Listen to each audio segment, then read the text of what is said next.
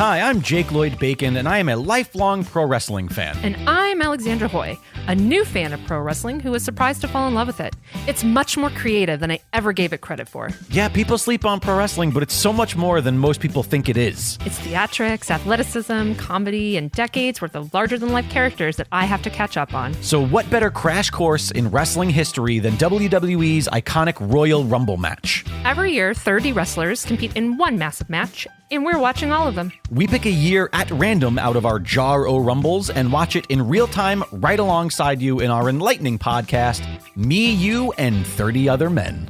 So join us at meyouand30.com or wherever you podcast.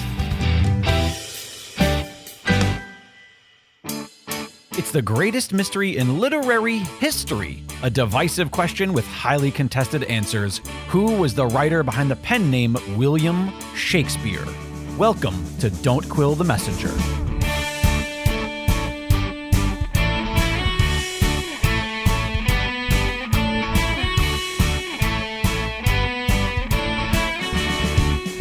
Here's your host, Stephen Sable. Hello, Quillers. Welcome to another episode of Don't Quill the Messenger. I am your host, Stephen Sable. Wait a minute. No, I'm not Stephen. Something's rotten in the state of Denmark. It is I, Stephen's better half, Annie Sable. Some of you might recognize me from my guest appearances on Don't Quill the Messenger, but now I have the lovely privilege of sitting in the host chair. So thank you to you all for allowing me to play host today to our two fabulous guests, Dr. Earl Showerman.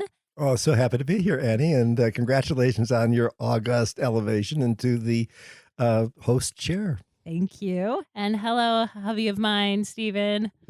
Hello, my dear, and hello, Quillers. Glad that you could be here with us for this wonderful episode. Okay, so let's dive right in. I have a couple of questions that I'm just burning to ask these two gentlemen. I'm obviously a little bit more familiar with Stephen's history with the SAQ, Shakespeare authorship question, and the Oxfordian theory. But I'm very curious to know a little bit more about Earl's history with the SAQ and the Oxfordian theory. So first, right off the bat, Earl, if you could tell me what was the initial thing that really got you interested in the authorship question in general? Well, really, to care about the authorship question, you have to love Shakespeare.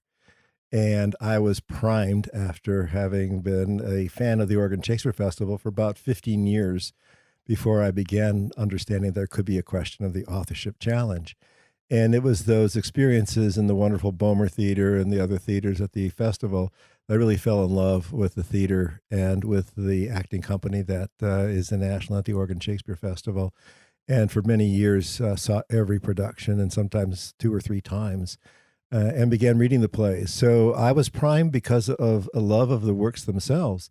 And then in the mid-'80s, I happened to read a review of Charlton Ogburn's The Mysterious William Shakespeare. It was in Harvard Magazine, and I decided that would be a good gift for my ex-wife, Rosie, who was the true literary scholar in my family at that time.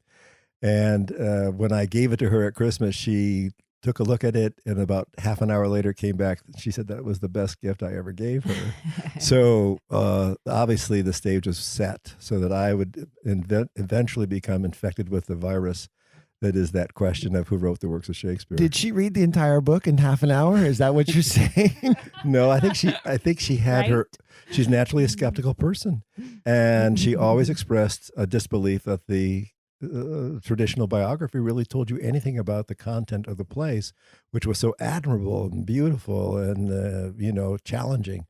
And so she dove into it quite deeply. We had a friend who was an undergraduate at Berkeley at the time and would get copies of out-of-print books, Greenwood's book and others, Ward's books. So we actually began collecting a small library. And eventually she lost interest in pursuing this as much as I did eventually. And I began coming up to Portland for the Concordia conferences they had every spring for almost 20 years. Mm-hmm. And it was in the late 90s that I really got engaged with going to Concordia and learning more and more about it.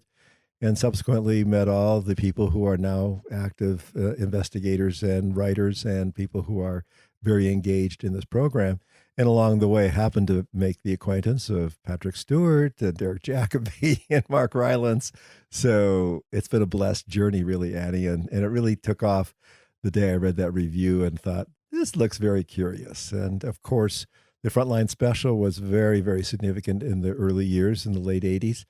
And so you get hooked up to a small group of people who are very dedicated, people like Roger Strittmatter, Mark Anderson, Cheryl Egan Donovan, and they carry you along. Yeah. You find yourself that you're part of a movement, part of a wave of discovery that is totally unique and wonderful and radical. And those sorts of values appeal to a man of my temperament.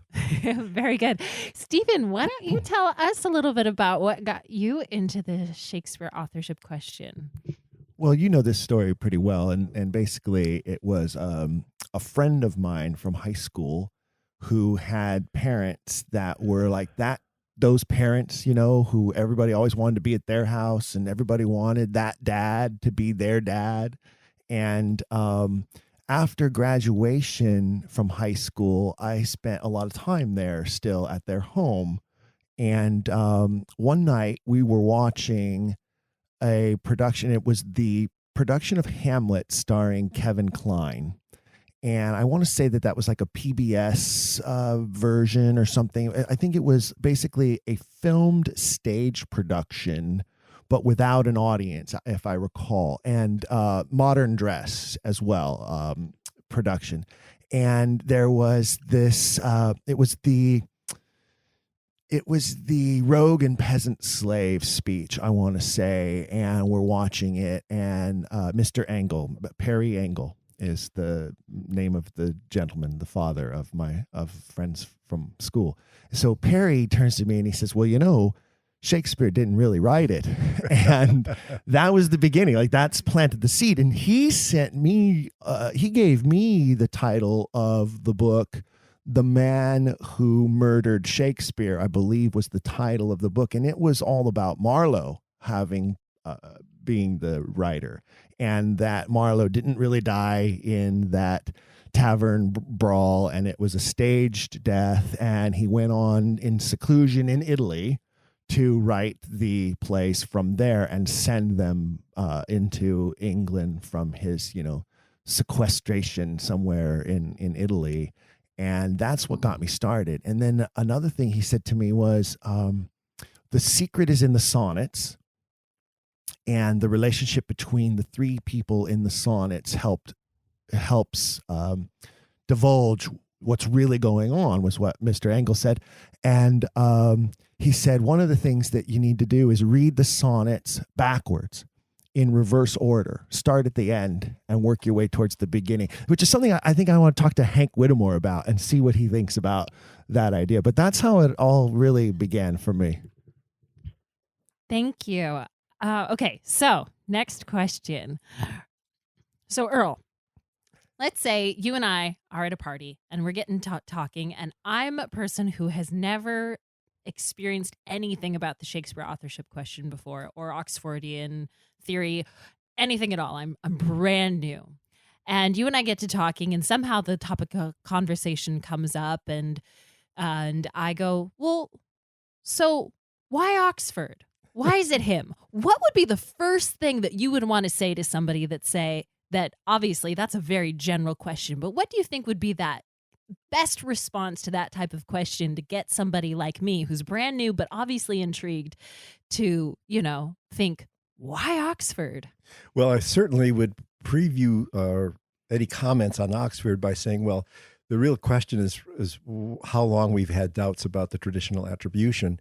And I would bring up the points about the fact that Shakespeare's daughters were essentially illiterate. One did sign with a mark. The other could write her name, but could not read her husband's writings.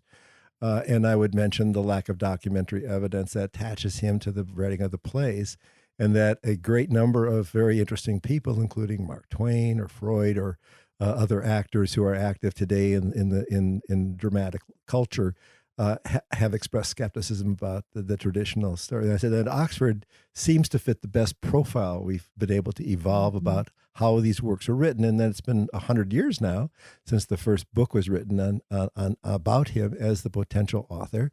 And that since that time, there's been a growth of organizations, both in the UK and in the United States, that have supported that theory in various ways.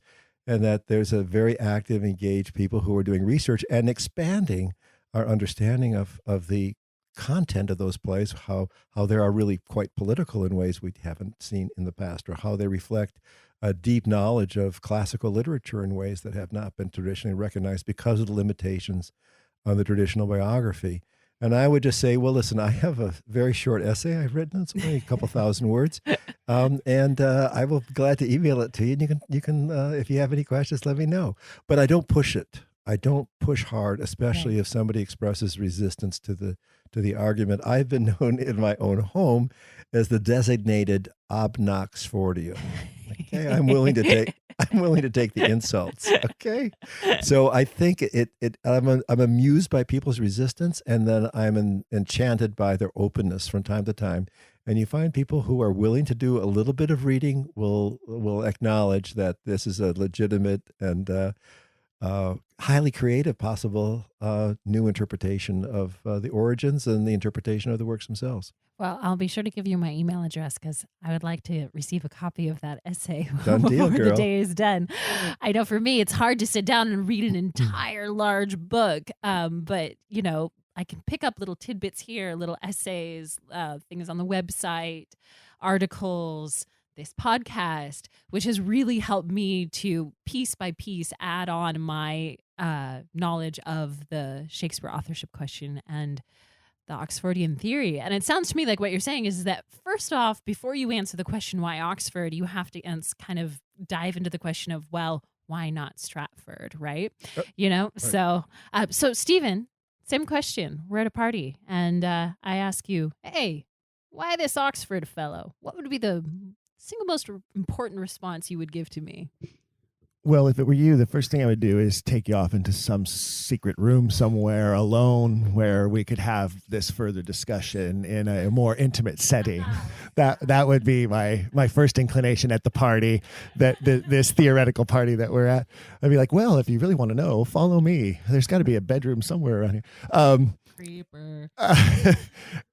No, I think I agree with Earl that there for most people who are brand new to this, the first thing you have to establish is the doubt, is the why. And then once they have those ideas in their head of, that does make sense that this guy can't have been the writer, then it opens the door for you to say, well, and here's why I believe this guy is the writer. And I always, as you well know, I like to talk about the life of the man. All literature, all of it is autobiographical, all of it. I don't care what anyone says. A writer cannot write without leaving a piece of themselves in the work.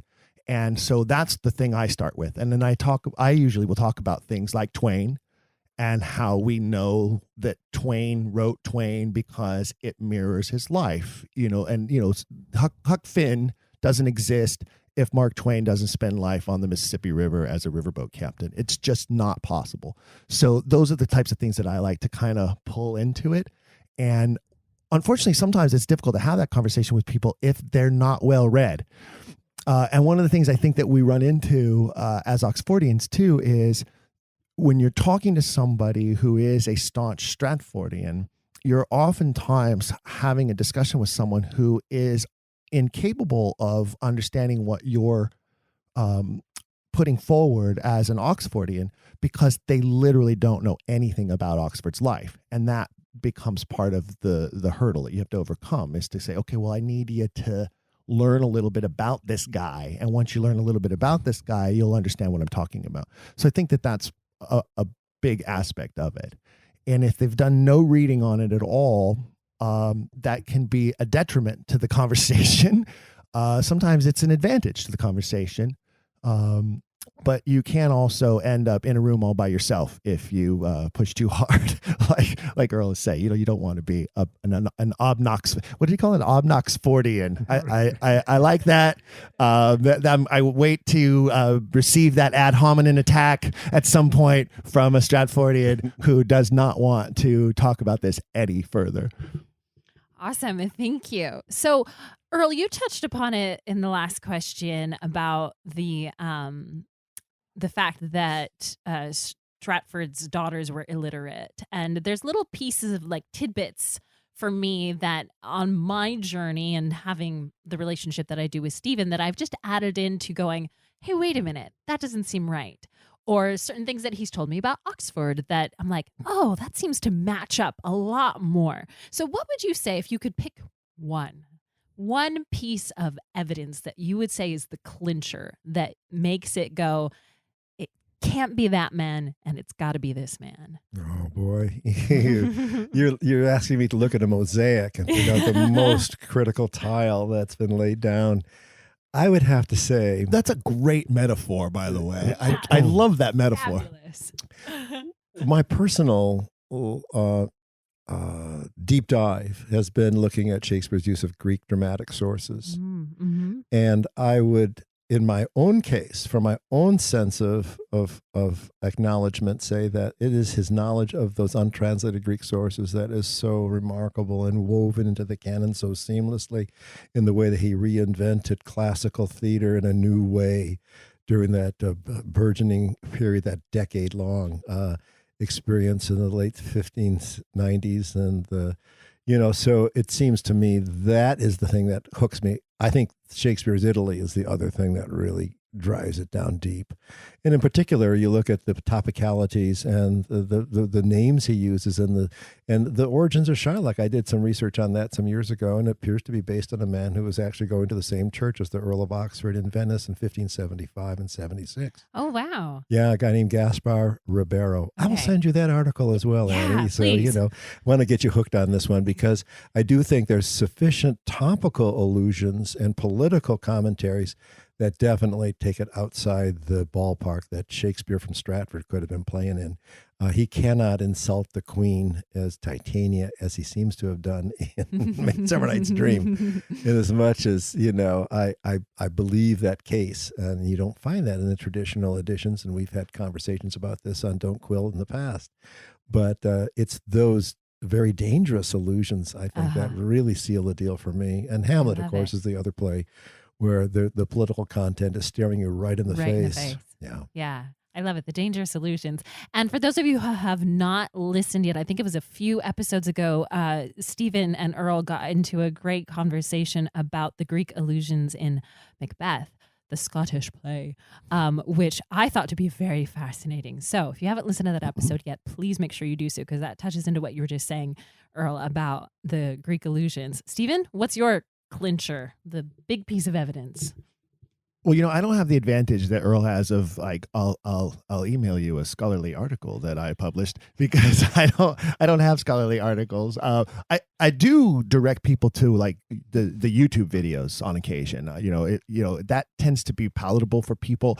And if for our listeners, whether you're a regular listener or a new listener to the program, if you haven't explored SOF's YouTube page, there is a plethora of material there that you can view and watch. And, in all honesty, some of them are going to be more engaging to a newbie, to a new viewer. Some of them are going to be a bit droll because some of our presenters are very detailed and get into very specifics and very specific topics. So I would say, if you're bouncing around the YouTube page and you're viewing different videos, try to find some of the ones that are a little more engaging to you at first, that are a little more general or not quite as specific. If you're not into the Essex Rebellion, you probably don't want to start by watching one that's all about the Essex Rebellion and how that pertains to, so like there are things that you want to try to avoid perhaps. And I wish there was a way we could structure them all as like graded by levels of intensity. That might be very helpful to people. Like, this is a 1 star. No, stars is not good because that connotates like the quality, but they need to be like, this is 1 quill, this is 5 quills deep. This video is 1 quill deep. This video is 2 quills deep. That might be something we should think about for the future. But I would send people that way to help them. But to use Earl's metaphor, that 1 tile in the middle, I say it's the Queen. I say Elizabeth is the key. And if you can help people understand the relationship of her to the work and how often she is depicted in the work, I think that's a clincher, because I think in that sense, as Earl says, no one could have gotten away with it. No one could have gotten away with it unless they had that kind of power and that kind of personal relationship with her. And I think that that's very clear throughout the canon. Awesome. Thank you. Yeah, I know. And conversations that you and I have, sometimes you get off into like Prince Tudor theories. And I'm like, whoa, wait, come back. Not quite there yet. So yes, some type of level of grading the quills. I love that idea. If that's possible, to help some of us newbies out there to find the videos or the sources that are most, palpable to us, that don't dive as deep into the deeper theories yet. We'll get there. That would be extremely helpful. So you guys, both of you gentlemen, are so well versed in the actual works themselves, as I'm sure so many of people involved in the SOF organization and who subscribe to this Oxfordian theory have to be. But for you, and Earl, I'll ask you first again. What would you say if you had to pick, let's say, pick two plays that you think are the best plays to talk to people about that prove the Oxfordian theory in your mind? Like, what are the best plays? Well, obviously, my first choice is going to be A Midsummer Night's Dream, because of the obvious parodies of the Queen and the Duke d'Alençon in Titania and Bottom, and the fact that the other rude mechanicals are named after French ambassadors that came during those negotiations. To me, that is over-the-top proof that the author had poetic license beyond anything a traditional Shakespeare scholar would allow.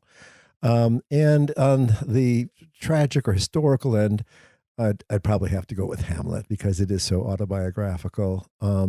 And it's such a powerful play when it's done in the right way. And it's such a serious, really, truly religious drama that harkens and it has those Greek elements within it that are so entrancing and enchanting to me. So I would say those two plays if I were stuck with just two plays to try to make my case, those would be the ones. Now, the subscript of those plays would be the satires Timon of Athens and Troilus and Cressida. I think those are very early plays, written probably in the mid-1580s. We have evidence that there was a play about Athenian misanthropos biting on the stage. We're not sure that was Shakespeare's Timon, but it could have been an early version of Timon, certainly. Sure. And this play was probably performed by the Earl of Oxford's boys, okay? And the Earl of Oxford's boys also did the history of Agamemnon and Ulysses, also at court in 1584, which is, in all likelihood, if you're an Oxfordian, fits the profile of being an early Troilus and Cressida, since the characters mentioned in that. And there's literary allusions that confirm that those plays were being performed at court on stage at that time. So I think those would be the two other plays that were very early dating possibilities that really raise questions that are hard to answer the traditional route. Well, that's very interesting, because you have on this side of the spectrum Hamlet and A Midsummer Night's Dream, which are plays that most people know, at the very minimum, at least have heard of, know some basic knowledge about. So those are great plays to introduce to people who are new to the question too, because it's easy for them to go, oh yeah, Bottom was the guy with the donkey head on, and right, Titania was the queen of the fairies, right? And Hamlet, oh yeah, we all know Hamlet, to be or not to be. And there's some basic levels that you can get to talking to people about those types of plays that I think can draw really palpable parallels to the life of Oxford. Troilus and Cressida and Timon of Athens typically are those types of plays that like only I, the Shakespeare nerd, have read in college, because I was like, yeah, I'm gonna get through all of them. So, those are the types of plays that it's like, again, going a little deeper, right? You could quill the plays too, right? Okay. It's like, this is our A Midsummer Night's Dream comparison to Oxford's life. But then when you really get into the 4 and 5 quills deep is when you go, okay, let's talk about Timon of Athens and how that relates to Oxford. Well, I think it's Lucullus, one of the characters in there, says he had a dream that Timon had brought him him a ewer and bowl. The ewer, no, is Hyman's servant coming to ask for money? Of course, he's going to be turned down. The ewer and bowl were the sacred instruments of the great Lord Chamberlain, of which Oxford was the great Lord Chamberlain.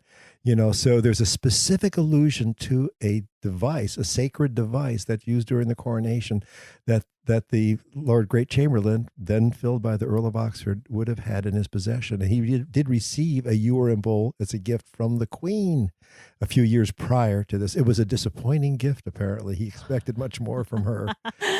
See, I just love... So these little notes that turn up that are autobiographical or revelatory, Right? They can thrill somebody who's done some of the background reading. Right. That's the beautiful thing. All the plays actually have little maps in there that tell you things if you're familiar with the life story. There you go. Obviously. That's awesome. Stephen, same question. Pick 2 plays that you feel like would be the best to talk to somebody who's new to the Oxford theory about. Well, I agree with Earl on the first 2. I mean, first of all, I think A Midsummer Night's Dream is probably the most popularly known of all of the Shakespeare plays. It is certainly the most popularly produced of all the Shakespeare plays, and of the some 60 Shakespearean productions that I have produced and or directed, that one sits on top of the list as being the one I have done the most.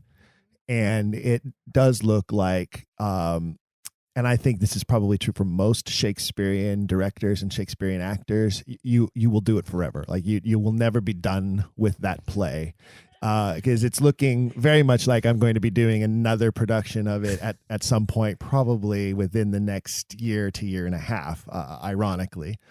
I think Hamlet is popularly known, but not, and mostly because people have, read it in senior English class, perhaps, in high school kind of thing, not necessarily because they have seen it as often, because it's not as often produced. It's a much more difficult play to produce. First and foremost, you have to have a really good Hamlet, or forget it, don't even try. And that's not always easy to come by. So I think that, in that sense, yes, both of those. But I think as far as tragedy goes, the one that is the most popularly produced is Macbeth. And I'm just going to take this moment right now to say I have always first of all, I don't believe in the superstition. I don't believe that the play is cursed. I don't have any problem saying Macbeth in a theater, around a theater. I think that that's all just nonsense. It is not the Scottish play. It is an English play written by an Englishman. So please don't call it the Scottish play. A Scottish play would have been written by a Scot, not by an Englishman. It is not the play about the Scottish king. There are 3 Scottish kings in the play.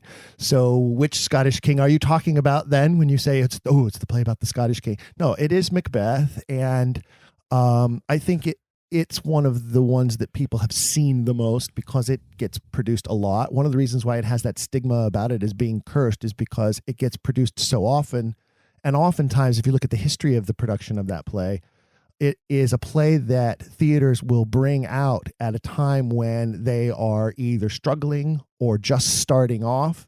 And so the productions tend to be under-rehearsed, and there's a lot of sword battle going on. And that's why people end up getting hurt in producing that play, and has nothing to do with bad luck or witches being cursed. It just has to do with under-rehearsed, underproduced productions, and so many of them.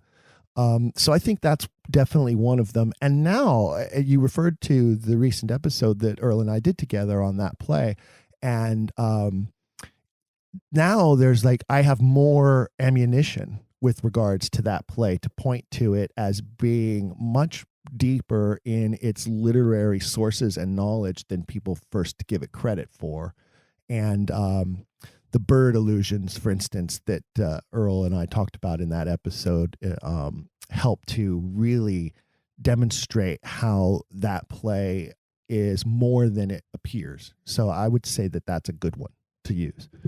All 3 of the plays we've mentioned have a profound amount of supernaturalism in them. Macbeth protects most, but then the ghost of Hamlet shows up a couple times. Then you have the fairy world, in the Midsummer Night's Dream. So all of them reflect the seamlessness of which the author integrated that otherworldly aspects that is so mystical and so powerful.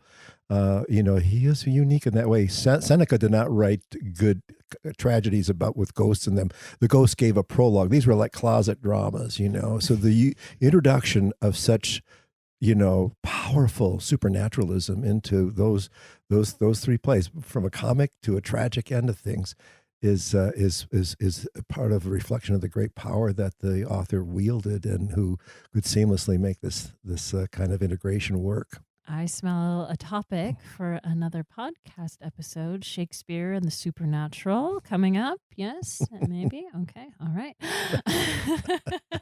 So, Earl, what would you say is one of the most intriguing things about Oxford the man himself? Like what when you're reading about him and you're learning about him, what is it that makes you go, oh yeah, this guy is very, because quite honestly, I think that one of the things that we like too about Oxford is that we know more about his history, obviously, than we do about the man from Stratford. But quite honestly, it's more interesting too. A lot more things interesting happened to him than the man from Stratford. So what would you say is one of the most interesting things that intrigues you about Oxford the man? I am particularly intrigued by what was going on in the 1580s when he was in his 30s and really launching his career as a literary, leader. I mean, he was the head of the literary group that was writing euphuistic novels early on in the 1580s, Robert Greene, John Lilly, Anthony Munday, and others, Watson, and then, became a mentor for various acting companies, the Oxford's Boys, Oxford's Men's, Oxford's Musicians, Oxford's Tumblers. He had 4 different performances. His name was on everything. He was, definitely. At the same time, he was in a very troubled relationship with his wife Anne. They had estranged for 5 years after his return from Italy, had a notorious affair with Anne Vavasor, then fights in the streets with her uncle, and I think, his violence and jealousy and anger was, transmuted into incredible art. But that was the fiery time of his life during those years that he was at Fisher's Folly, surrounded by his artist and writer friends, and it just seems to me that makes him such an interesting character. He had children by 3 different women. Although he was accused by some of those detractors of having, been a pedophile. I don't believe that's the case. I think that the testimony that Orazio Quaco gave when he returned to Italy confirms that Oxford treated him very honorably, very nobly, but he was a lover of women. And you see that in his works. The women were fantastic in his works. Oh, yeah. I mean, Euripides wrote about very powerful women, and Yes. and Shakespeare has taken that model and created a whole pantheon of great women in there. So I think this author knew women and their psychology, and they suffered for their connection to him. Right. Certainly, I think. And we're all reaping the benefits of all those poor women.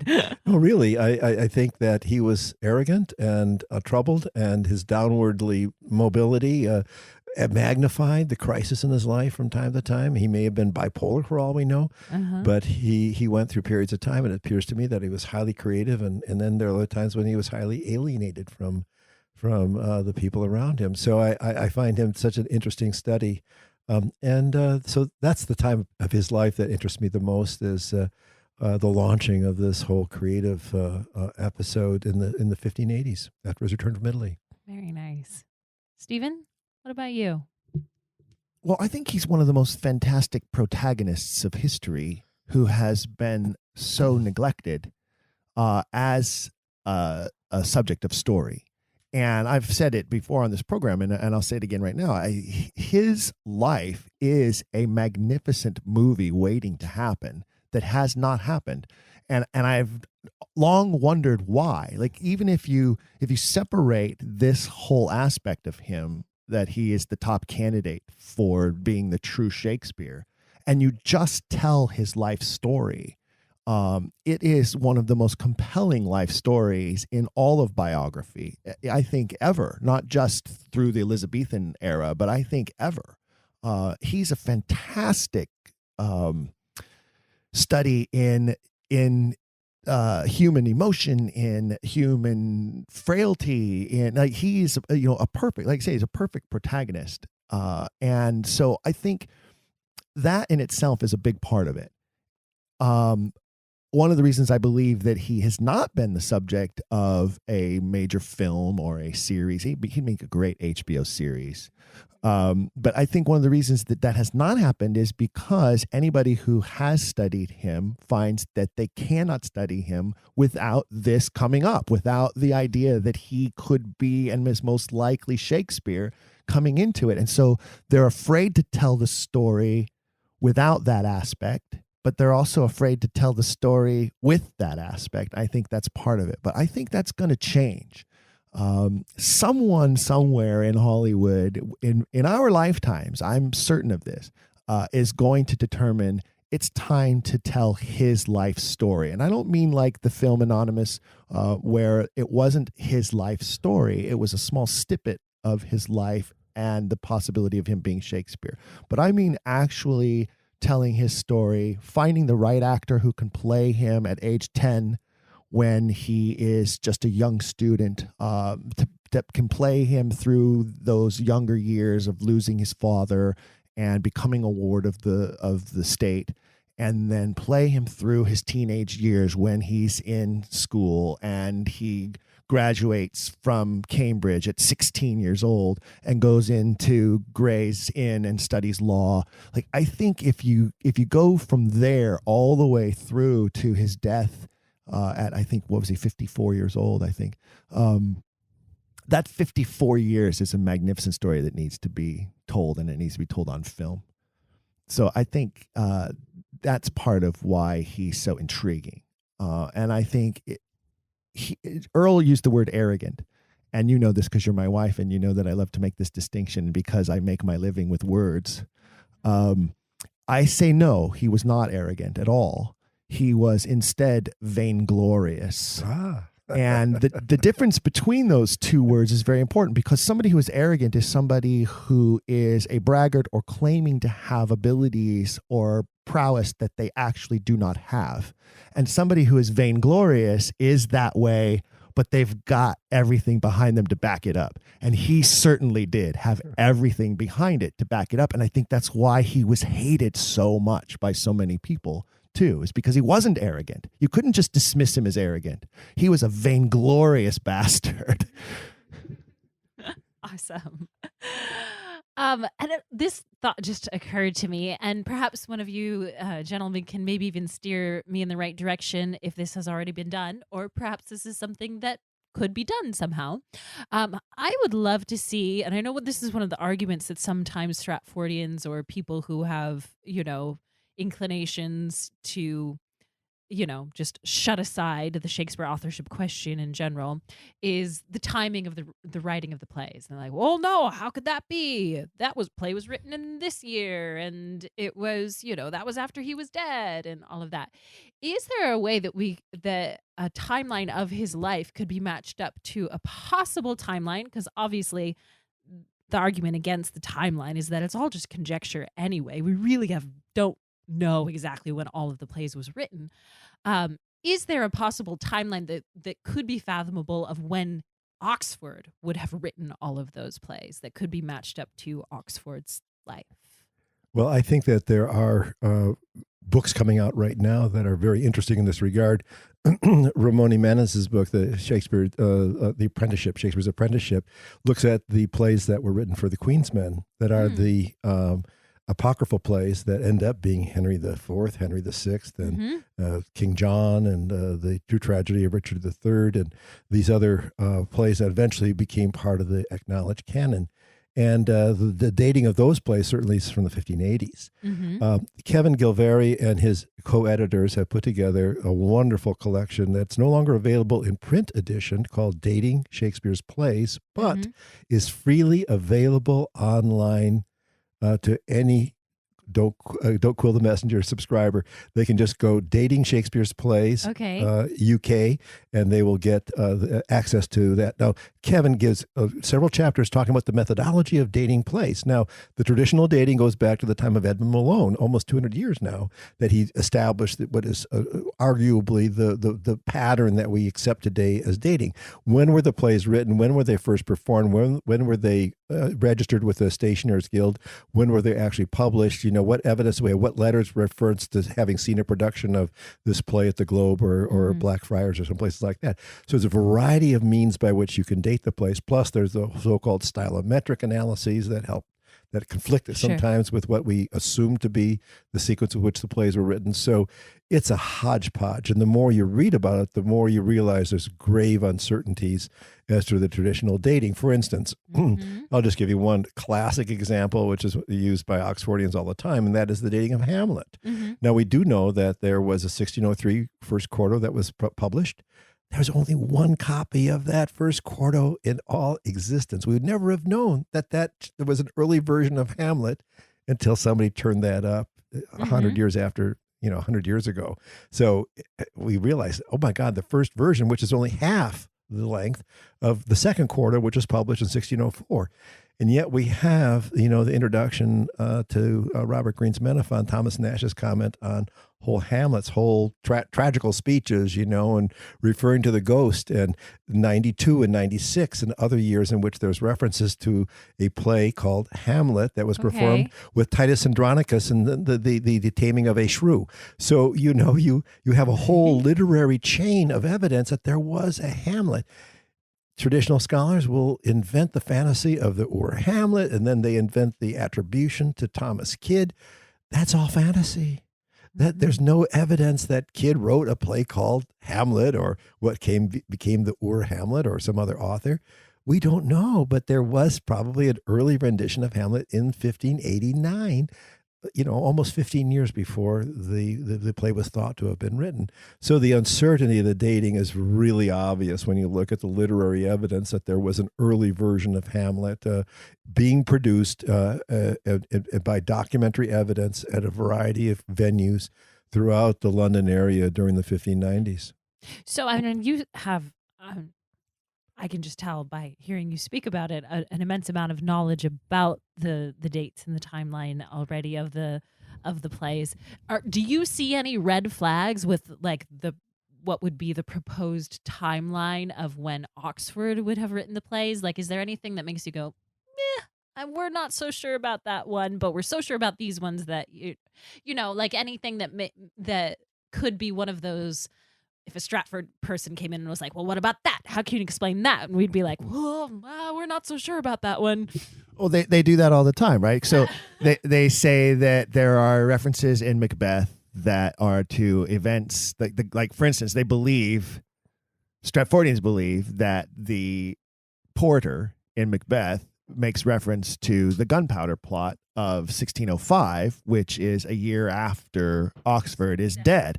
So there's one that they always throw up at us. They throw up in the Tempest, they talk about how it was a storm and a shipwreck that occurred also after Oxford's death. But we have scholars in the organization who have debunked both of those particularly and proven that no, what is really being referenced here has nothing to do with any of those events post 1604. They actually have to do with events that are long before 1604. And so that's part of the argument that definitely does occur. One of the things that I thought, and I'm going to be bringing this up to the conference committee for SOF, which is that I think it would make a great panel at a conference to have several, maybe three of us, and myself included, to discuss the dating of the plays from different perspectives. So for me, I would like to talk about the dating of the plays from a theatrical perspective, where it demonstrates to me that he is progressing as a theater producer director through the plays that he's writing, and why I would put them in the order that I would put them from a production standpoint of their history. And then, of course, we could have Kevin who could talk about his book and that dating. And we could have somebody who talks about like the standard dating or maybe some other Oxfordian dating, because I know there is some disagreement within the Oxfordian realm about certain dates as well. And I think that would make a fun discussion that wouldn't be like horribly controversial and upset anybody, So that might be an interesting panel. Also, I think it would be awesome, and I'm going to be proposing this as well because we have the technology and we can do it, is to record a Don't Quill the Messenger podcast episode of a panel discussion at the conference as well. We could set up multiple microphones and I could be the quote unquote moderator as the host of the show. And we could do a panel recording as an episode of Don't Quill the Messenger. I think that would be a fun addition too. I am open to that idea. Now, Annie, I would recommend you take a look at the appendix in Charlton Ogburn's book. He has a timeline there and compares what was going on in the Shakespeare world, what was going on in Shakespeare's world, and what was going on in Oxford's world. He has separate columns listing the various life events and dramatic occurrences that during that time. So I think looking at that timeline will give you a little bit of a better idea. But there's grave uncertainties, and many of the plays had different names when they were first written and performed. Of course, there's at least 10 plays that had different names. So I think those things also can throw a monkey wrench into making any clear determination. We may in time get more evidence that proves certain plays were written during this time, but we really don't know when they were written. We only have some idea when a handful of them were produced, and mostly at the court. We don't know. There's nothing about Shakespeare's plays in Henslow's diary, for instance. Mm-hmm. We have court records that show that when King James came to the court in 1604, in 1604-5 during the holiday season, there were 7 different Shakespeare plays performed at court. We have solid literary evidence of the existence of those plays and their performances. So we do have some records, and that was the year the Earl of Oxford passed away 6 months before that. And it may have been one of the great first Shakespeare festivals of all time by the insiders, right? Who actually knew what was going on. And it was during that holiday season that Oxford's youngest daughter, Susan Vere, married the Earl of Montgomery, one of the dedicatees of the First Folio. And sometime during their celebration, the king came into the wedding chamber and wanted to be sure they'd had a good first night. So these people were connected. The Earl of Oxford's family, his daughters, were both married to earls who were involved in theatrical culture and the publishing of plays and sponsoring of theater groups. So, the longer I have been in this movement now, it's close to 30 years, I guess I've been reading about this stuff, the more convinced I am that we are really looking behind the mask. We can see behind James Shapiro's mask now. We can see behind Stephen Greenblatt's mask, because we see that it could be very skeptical of the way they write about this question. And because of the depth of knowledge we have and the respect we have for the people who are sincerely working at this, even though we have different opinions about what motivated the author to hide his identity, whether it was simply a matter of maintaining some form of distance from the canon because of an embarrassment regarding his family connections and his role in society, versus whether he was in some regards connected romantically with the queen and a royal bastard. Sure.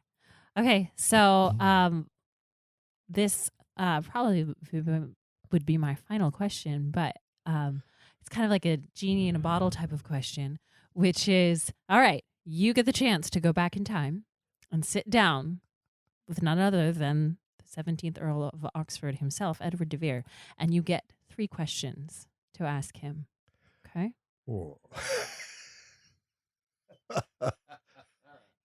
I need to give you guys a little Jeopardy time to think here. You go first, Steven. Well, let's see. First question I would ask him is, how many total plays did you actually write in your lifetime?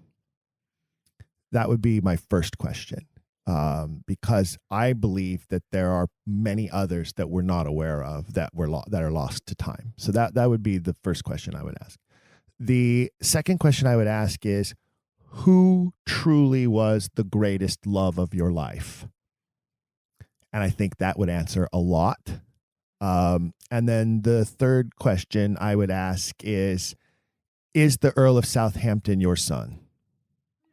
Those would be the 3 top questions I would want to know from him if I were to meet him face to face. If I only got 3, and if I ask for 4 wishes, they all go away. Isn't that how it works with leprechauns or something? That's exactly how it works. So what is your theory about question number 2? Who do you think was the greatest love of his life? I think Elizabeth the Queen was the greatest love of his life.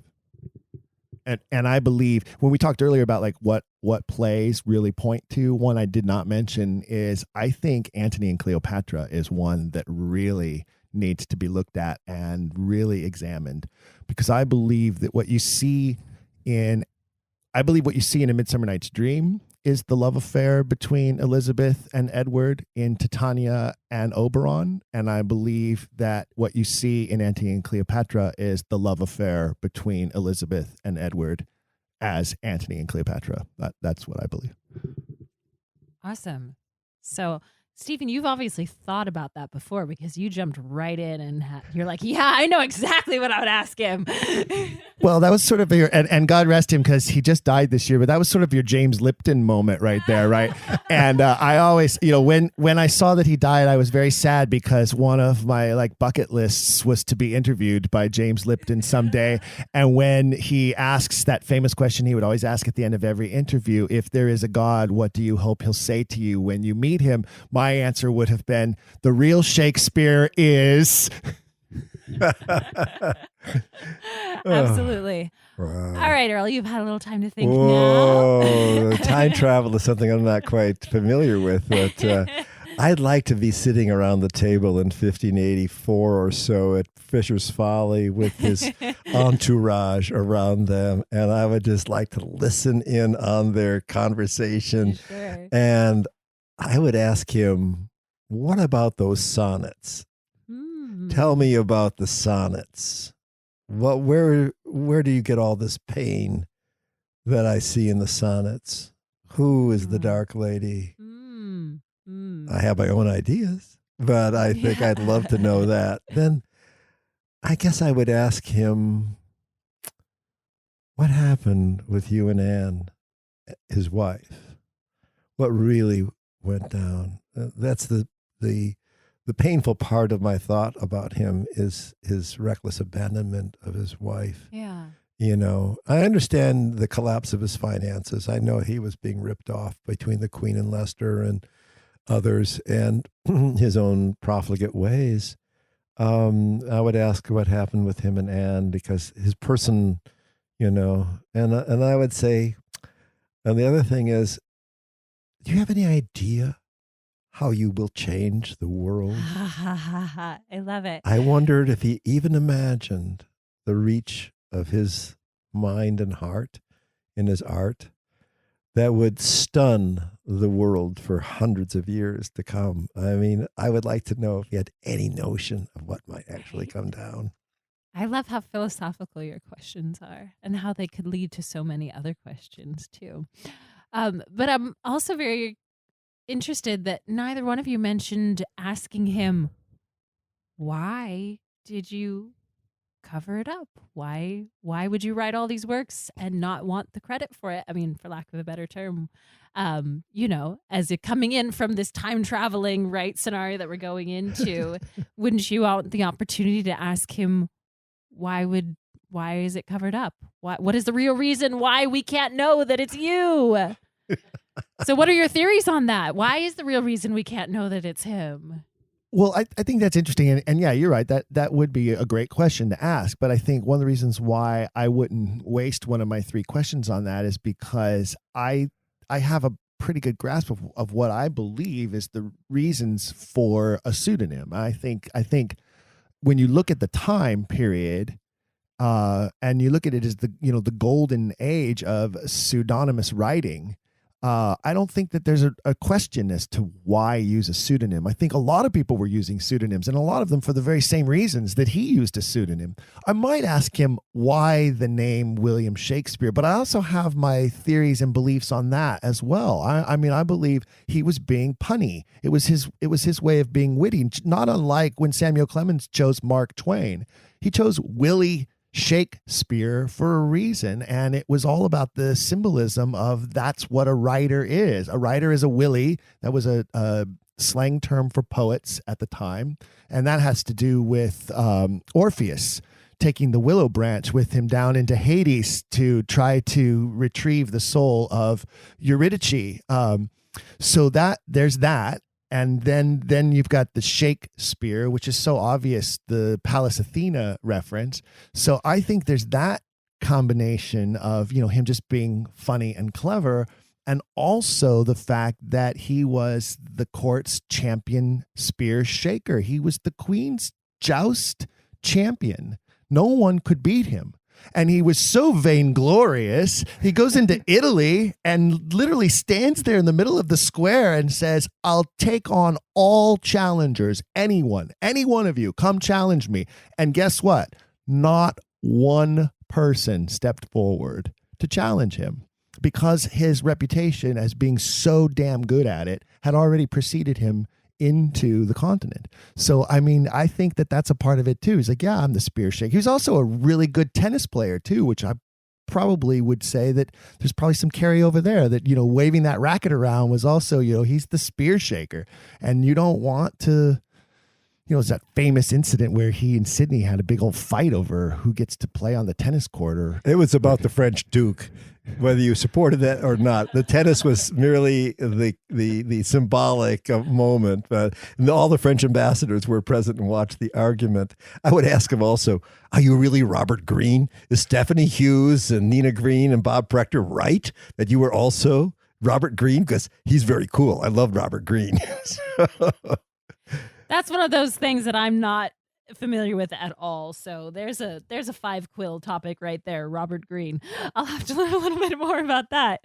But Earl, what is your thought as to why it's covered up? Why he had to use the pseudonym? Oh, I think it has to do with his reputation and the family's protection of their. I mean, these plays had body elements. They had references to sexual diseases. They had all sorts of somewhat, seditious information and plots in them. I think it was protection. It was also that idea of sprezzatura that Robert de Tobel has written about, that was in Castiglione's The Courtier, that a great nobleman will create art and step behind the curtain and not be identified as the creator of that. That there's a nonchalance, a highly valued, gentlemanly value that he didn't want his ego necessarily attached to these works themselves. I think that is probably one of the main motivating factors. And of course, there's the whole question of the Cecil family and controlling the archives and what you could and couldn't get away with under their, leadership. As the right-hand ministers supporting Elizabeth all during Oxford's life. So he had to be careful in his relationship with his brother-in-law and his father-in-law. I think those are the overriding factors. I don't think it has to do with royal bastardy and the political succession, which is the argument that many people I greatly respect hold as the reason for suppressing his identity in terms of the authorship of these plays. Wait, so royal bastardy meaning that he's the son of he's the father queen? of he's the father of the Earl of Southampton, right? That one. That's by Queen one of Elizabeth. those P2 theories, right? PT, Prince Tudor, P2, Tudor R2D2? heir. Yes. Prince Tudor theories. Well, Got yes. it is definitely from the point of view of what divides Oxfordians from each other, and it's a significant issue. Sure. And there are some excellent, wonderful presenters, teachers, writers who have that opinion, whose books I've used in my classes, who I admire greatly for their intense scholarship and work. And yet I don't agree with them on that one particular issue. And it has to do with motivation. I believe that the man wanted to have his identity because he was showing too much about himself. And painfully so in certain places, for instance, Timon of Athens being kind of autobiographical at that time. He was selling estates at an unbelievable rate. Roger Strittmatter has called him the most downwardly mobile nobleman in English history. And that was the time in which he was losing everything, that the wealth that had supported him and lacking any support from the crown until 1587, when he began receiving that 1,000 pound annuity that went on for 18 years. Right. So Right. There's another aspect to it too. So here's a place where Earl and I will diverge. I don't believe that his affair with the Queen and all of the consequences that came of that had anything to do with choosing the pseudonym or using a pseudonym. But I do believe that the Earl of Southampton was Edward de Vere's son. And I have strong feelings about that. And I feel that it comes out through the sonnets. It comes out in the plays. It comes out through his life, his history, and the things that he did and did not do at that time. But I don't think that is involved with him having to use a pseudonym. One of the reasons I do believe that he used a pseudonym, besides some of the other like political things that we talked about, is marketing.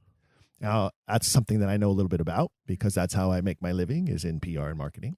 And especially with regards to the history plays, which I believe are some of the greatest marketing propaganda in the history of the world, in the history of writing, in the history of propaganda. I believe that £1,000 annuity was probably the most expensive but valuable marketing campaign ever purchased by a leader.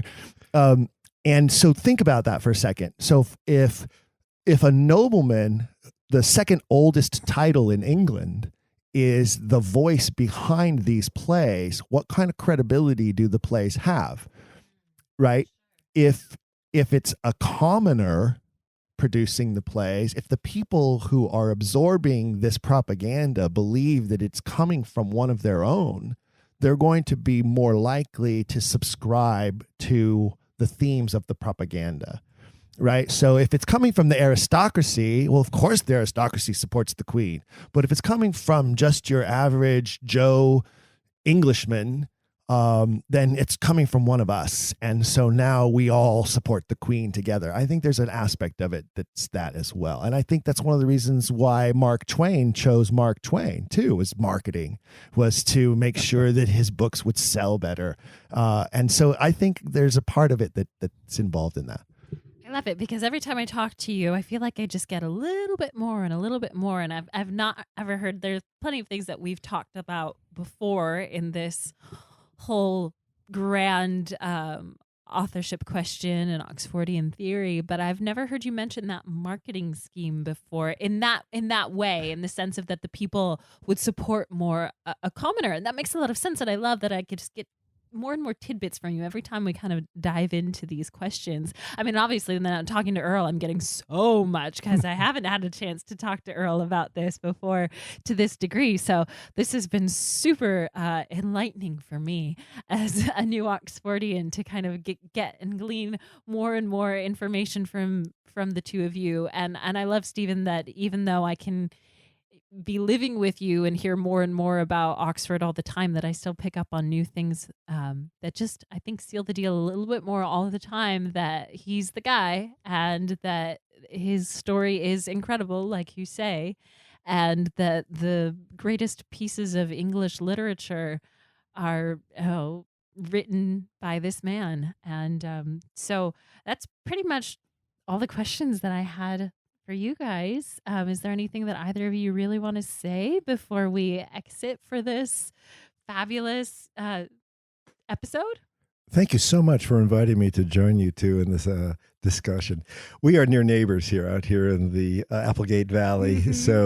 So this has been a neighborly discussion. And even though Steve and I come from slightly different points of view in terms of motivation, we agree on 99% of what's interesting in the story. And for those of you who want to do some of the reading, want to look at the videos, not only the Shakespeare Oxford Fellowship, but the Shakespearean Authorship Trust in the UK have excellent videos. They did one on the Italian connection and one on the French connection in past conferences. I would advise your listeners, if they want to spend some of their time during their social distancing time, to go check out some more videos besides what we have from our previous conferences going back 5 years.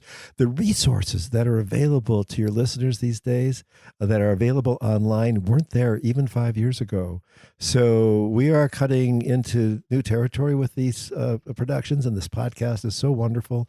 I appreciate so much Stephen's energy and maintaining this program on, and we hope to have many more to come. Absolutely. And to touch upon what you just said, Earl, of this time that we live in, this very uncertain and strange time of practicing social distancing, and a lot of us spending a lot more time at home, we really are learning the power of this, the internet and the screens that we have infiltrating our lives constantly, and the power that they have to bring us together without being actually together, right? And how we can all connect by watching things that interest us. And so I encourage all of our listeners for Don't Quill the Messenger to really take this time to dive a little deeper into those questions that you have, right? And just take some time to learn a little bit more. I have so much burning in my brain to go and look up now.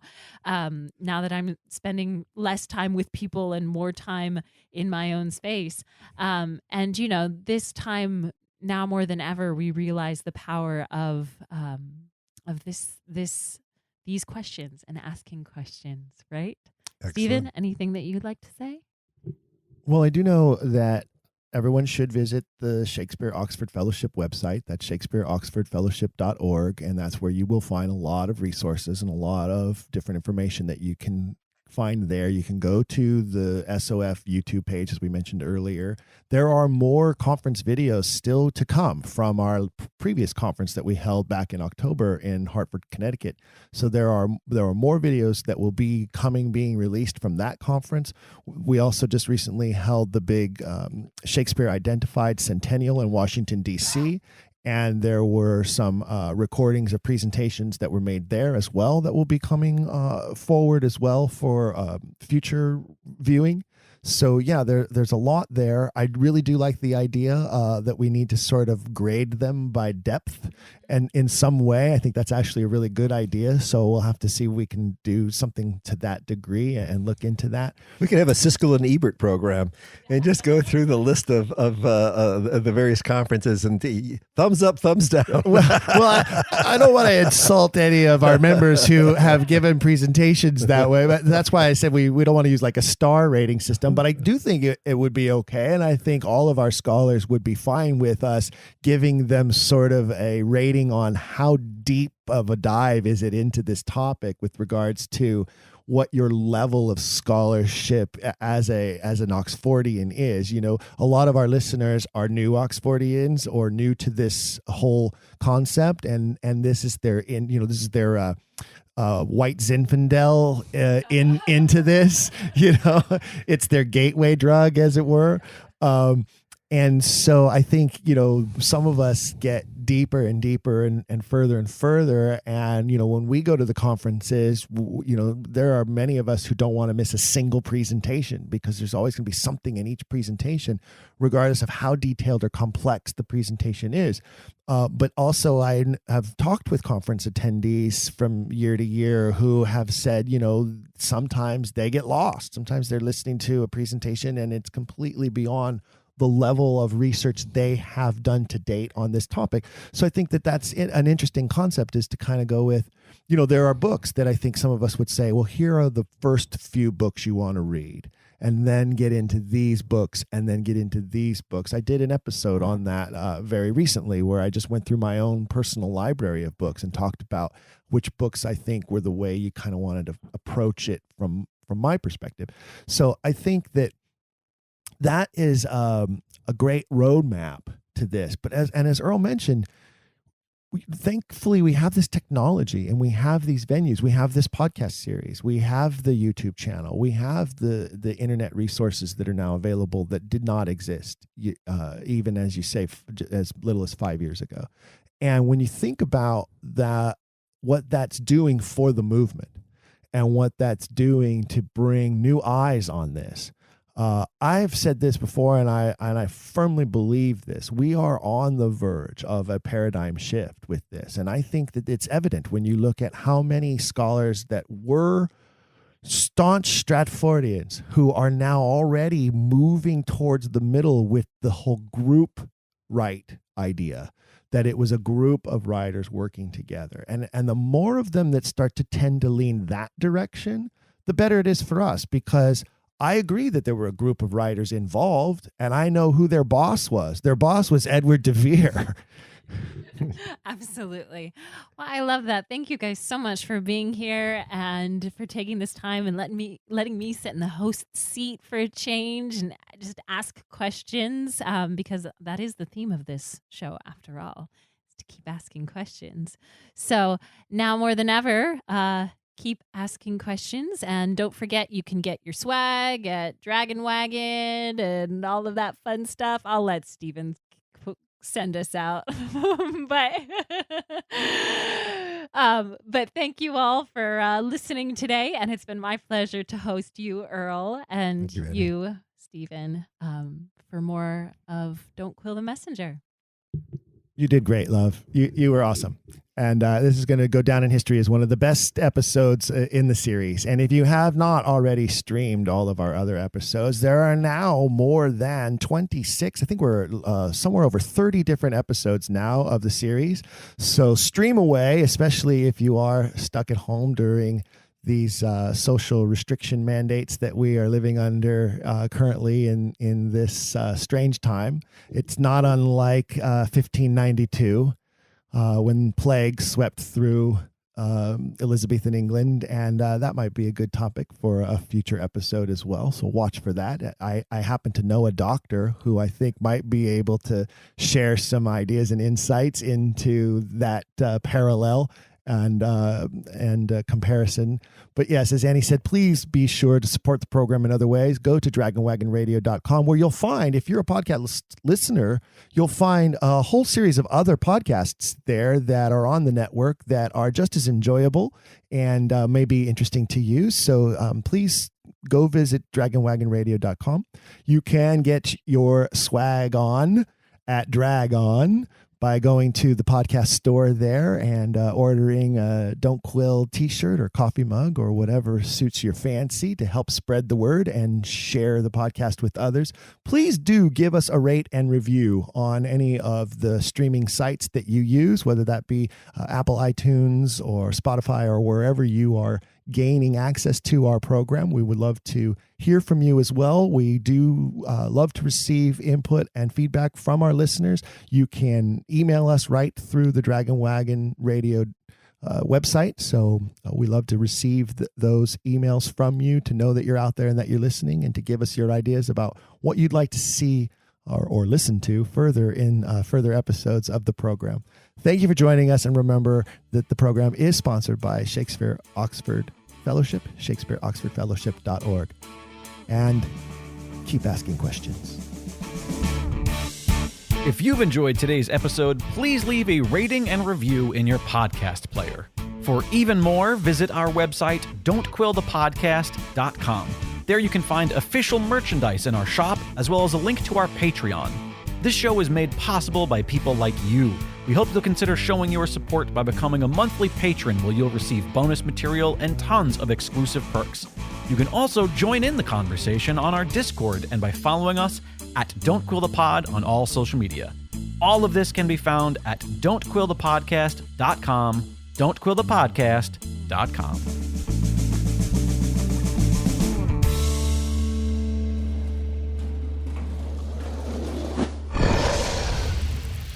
It's Dragon Wagon.